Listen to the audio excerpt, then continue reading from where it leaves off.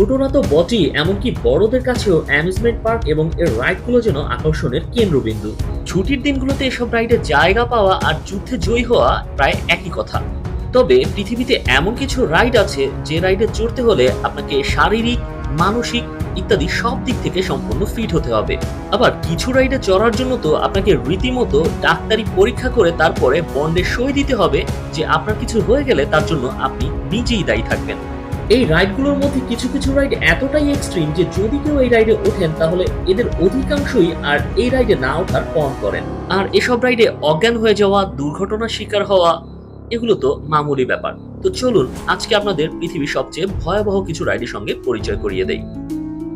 প্রথমেই রয়েছে giant canyon swing. এটি যুক্তরাষ্ট্রের কলোরাডোর গ্লেনউড ক্যাভার্নস অ্যাডভেঞ্চার পার্কে অবস্থিত। শৈশবে দোলনায় দোল খাওয়া আমাদের প্রায় প্রত্যেকেরই পছন্দের একটি ব্যাপার ছিল, কিন্তু বড় হওয়ার পরেও যারা শৈশবের অভিজ্ঞতা রোমন্থন করতে চান এই রাইডটি তাদের জন্য। পাহাড়ের ঠিক খাদের কিনারায় অবস্থিত ১৩০০ ফিট উচ্চতার এই দোলনাটির ঠিক নিচ থেকেই বয়ে গেছে কলোরাডো নদী।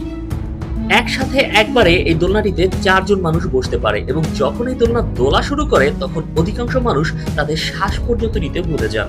এই রাইডে চড়তে হলে আপনাকে একটি এগ্রিমেন্টে সাইন করতে হবে, যেখানে বলা রয়েছে এখানে চড়ার সময় যদি আপনার সঙ্গে কিছু ঘটে তার জন্য আপনি ব্যক্তিগতভাবে দায়ী থাকবেন।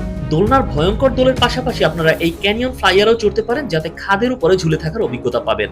তবে এখানে সবচেয়ে ভয়াবহ হলো মৃত্যুর চেয়ার নামের এই রাইডটি। এ যেন এক ভিন্ন ধরনের বাঞ্জি জাম্পিং, যা আপনার অ্যাড্রেনালিনকে এমন পর্যায়ে নিয়ে যাবে যে আপনি কল্পনাও করতে পারবেন না।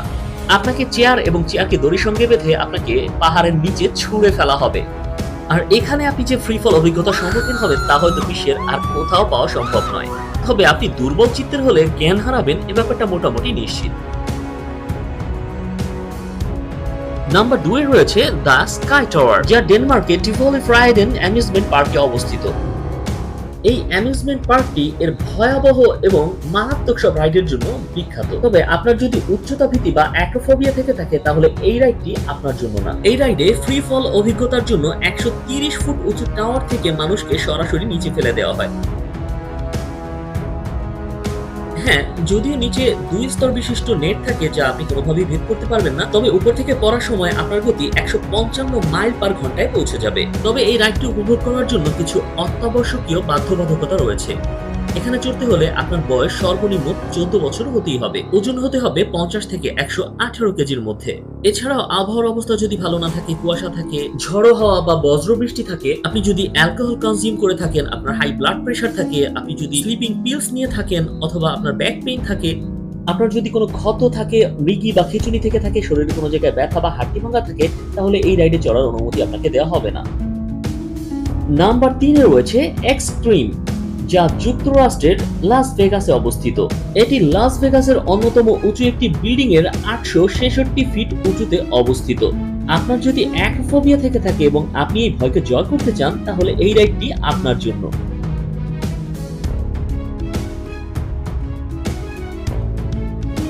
আর এটা যখন চলা শুরু করবে তখন মনে হবে আপনাকে এই বিল্ডিং এর কিনারা থেকে নিচে ফেলে দেওয়া হচ্ছে, আর যখন আপনি পড়ে যাবেন ঠিক সেই মুহূর্তে এটি থেমে যাবে।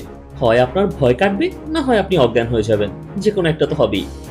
এই রাইডে চড়তে হলে আপনাকে কমপক্ষে ৪ ফিট ১১ ইঞ্চি লম্বা হতে হবে। তবে আপনার যদি উচ্চতার ভয় নাও থেকে থাকে তারপরেও আপনার এই রাইডটি ট্রাই করা উচিত, বিশেষ করে চাঁদনি রাতে।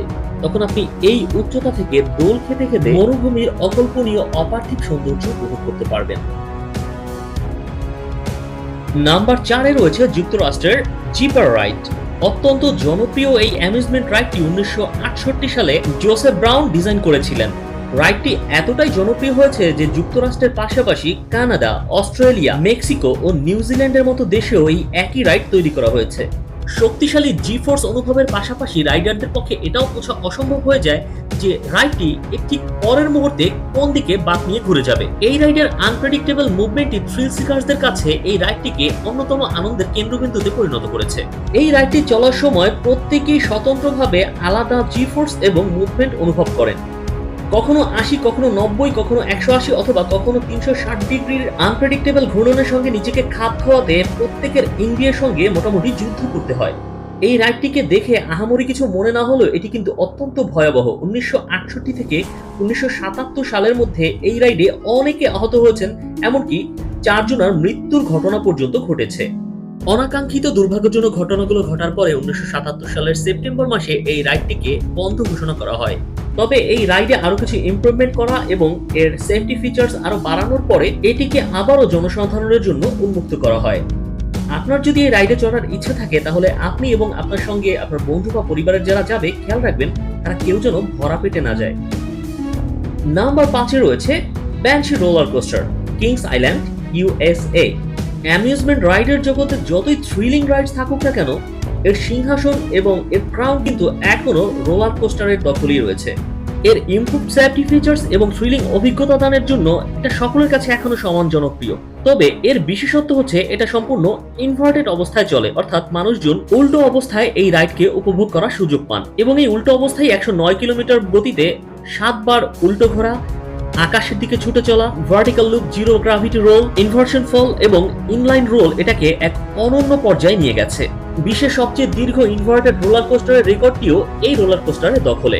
প্রথমবারের মতো যখন 167 ফিট উপরে উঠে তারপর 150 ফিট নিচে পড়বেন তখন অনেকেরই মনে হবে আপনাদের আত্মা আপনাদের দেহ ছেড়ে বেরিয়ে চলে গেছে। 2014 সালের 18 এপ্রিল এই রোলার কোস্টারের যাত্রা শুরু হয়, আর তখন থেকে এই বিখ্যাত রোলার কোস্টার থ্রিল সিকার্সদের আনন্দের যোগান দিয়ে যাচ্ছে।